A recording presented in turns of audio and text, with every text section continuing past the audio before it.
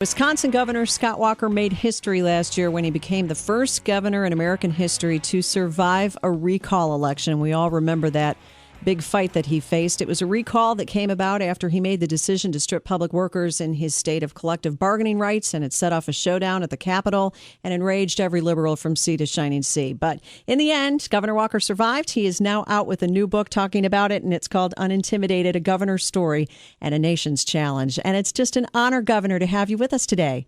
Thank you. It's an honor to be on with you. Well, thanks a lot. You know, this is interesting. You talk in the book about why you took the stand you did, and you speak about your experience as Milwaukee County executive. Your experience with the collective bargaining issue was something you had gone through prior to becoming governor. What exactly did you see that made you think this is something I have to fight for? Well, I saw, for starters, it's not a right. It's really an expensive entitlement. And for 8 years, I was the elected county executive in a county that, in fact, in our case, had never elected a Republican before. I was elected 3 times because we took on a crisis, and in times of crisis, what people want more than anything is leadership. But one of the most frustrating things in my time as a local official was when we would have cuts in state aid, and we had them long before I was governor, to local governments. But in the past, the state would never give any relief. They'd never give any tools for dealing with them. And so we would try and do creative things, even things as simple as we tried to do a couple of 35-hour work weeks. And time again, the public employee union leaders, the big government union leaders, were the ones who said no. They would rather see new, young workers laid off than to concede anything in terms of any benefit or even things as simple as this 35-hour work week. And I knew that was one of the most frustrating things, was to see the only alternative in situations like that to be layoffs of these wonderful employees. And I knew then and there that we had to change that system. Yeah. What kind of effect had this whole issue, union control, had on Wisconsin over the years prior to when you enacted this reform? Well, it drove up not only benefits for health and retirement. In the past, at not only a state but the local level, many of our public employees were paying little to nothing for health insurance, and many of them little or nothing for their retirement, a stark contrast to their neighbors who worked outside of government. But even more damaging was the fact that under the old collective bargaining union system, many of our schools, for example, had to buy their health insurance from essentially just one company that just happened to be affiliated with the teachers union. And in my book Unintimidated, we talk about that and talk about how once our reforms were enacted, these schools, as just as one of the many examples, these schools were able to save literally tens of millions of dollars. That's money that goes right back in the classroom. So it wasn't just about pension or health care payments. It was about changing the rules so that once and for all, the taxpayers and the people that the taxpayers duly elected at the state and the local level, the taxpayers were ultimately the ones in charge. Yeah, because you had this $3.6 billion budget deficit in Wisconsin. You knew you had to do something big and bold, but you had to have known what sort of earthquake was going to ensue from all of it. How did you sort of gear yourself up for the fight? Well, we did. In my time as a local official, I'd gotten plenty of pushback there, being a heavily union, heavily Democrat county, but I had no idea to the magnitude. I mean, we knew there'd be pushback initially, but after the first week to 10 days, we started seeing people come in from around the country. And when that happened, we really saw how things were over the top, and that's where the threats came. And remember, one of the interesting things I note in this book, it seems like an eternity ago, but at that time, early in 2011, this was just a month or two after that horrible, tragic shooting down in Tucson, in Arizona. Yeah. And I and a lot of other people had spoke out about, the need to calm people down and refocus. And here there were literally at one point 100,000 protesters in and around our Capitol, many of whom had signs with my picture with crosshairs in them that went after me, went after others. I had death threats. My family had death threats. My wife, my kids, our state senators. It just was an amazing set of circumstances. But what ultimately sustained us more than anything was, as I'd get out of the Capitol and I'd go around the state and I'd go to factories and farms and small businesses. And what was so amazing to me was I'd see a person after person, family after family come up to me and say, "Governor, we're praying for you." And while all the other things were nice, the offers of political support and so forth, all were tremendously supportive. It was those prayers and those mentions of prayer that really sustained us more than anything out there. Yeah, and you say in the book, too, that you had a lot of scripture passages you kept turning to, and I can imagine you would have needed that during that period of time. Oh, there's no doubt. In fact, and it was interesting, when sometimes you'd have these days where they were just filled with really over the top protests at one stop after another. And one of the days I mentioned in the book, there was literally a mechanic, one of the workers at an airport I stopped in and out of, didn't know I was going to be there, saw me, ran over, grabbed a piece of paper, scratched something on it, handed it to me. It was Isaiah 54:17, and they got on the plane. I looked it up, and it was no sword cast against you shall prevail. And it was just moments like that really were really quite extraordinary. Well, Governor Scott Walker with us from Wisconsin will be coming back talking about his book, Unintimidated. Don't go away.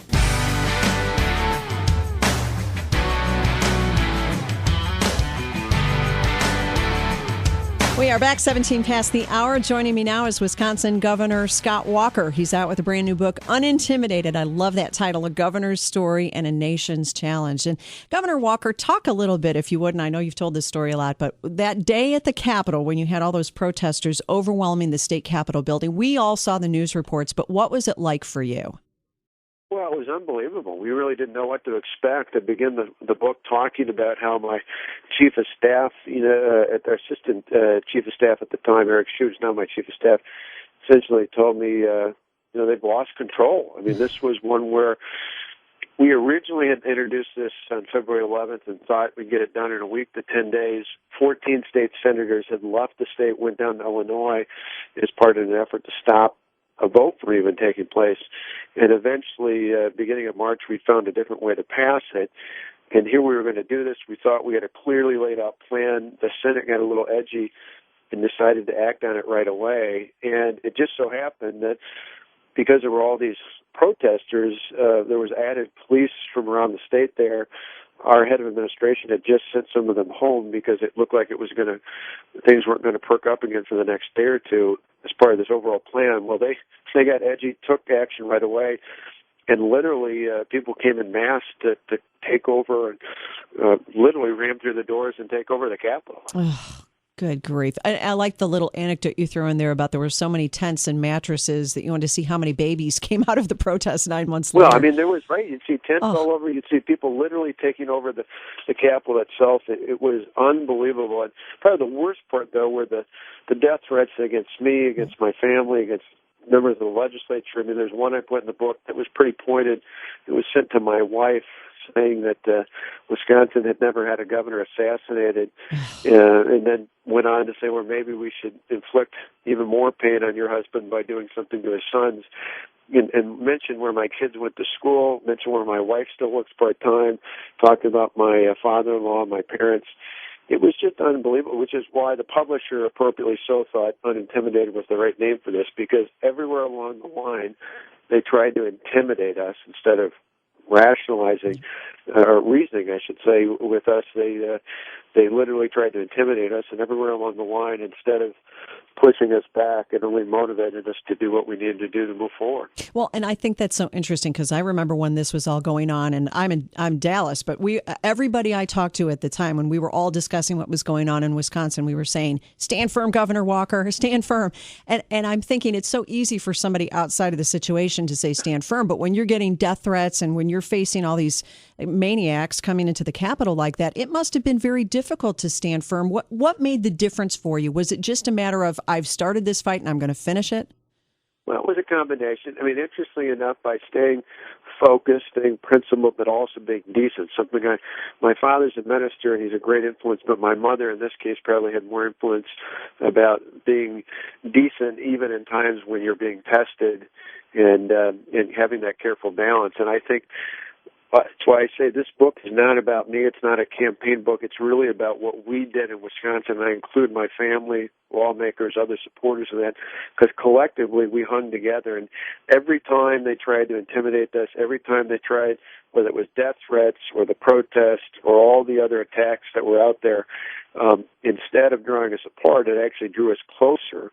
And so the lawmakers and I became stronger and had a bond like a family. Certainly my family, instead of being torn apart, we grew stronger amongst ourselves. And I think in turn the state became stronger because we realized, we can take on anything. We could take on a challenge this big, particularly when so many of those people were coming in from other states, from New York and Chicago and Nevada and New Jersey and Washington, D.C. every day. There were charters that came in.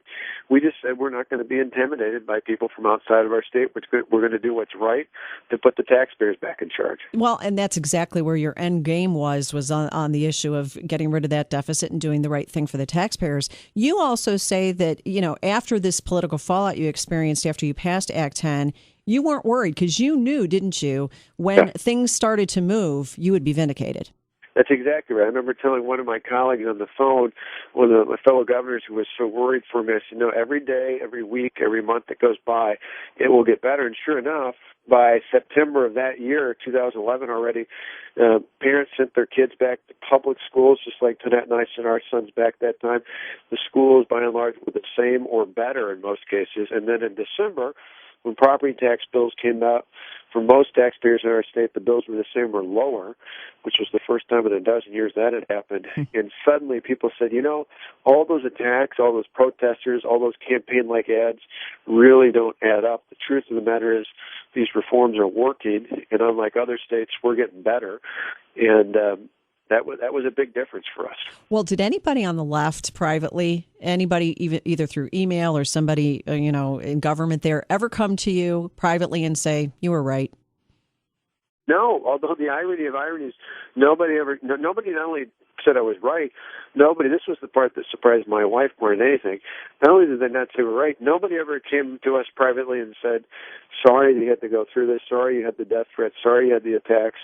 That was probably as shocking to us as the other part, but the closest thing we got to that was, without saying it, the mayor of Milwaukee, the very person who ran against me in 2010 and ran against me in 2012 in the recall election, ended up saving $25 million in his city's budget by using our reforms. So he didn't have to say it, he proved it. Wow, isn't that funny? Well, and the recall election itself was such an interesting thing. Here you were the first governor to ever survive a recall election, as we mentioned earlier.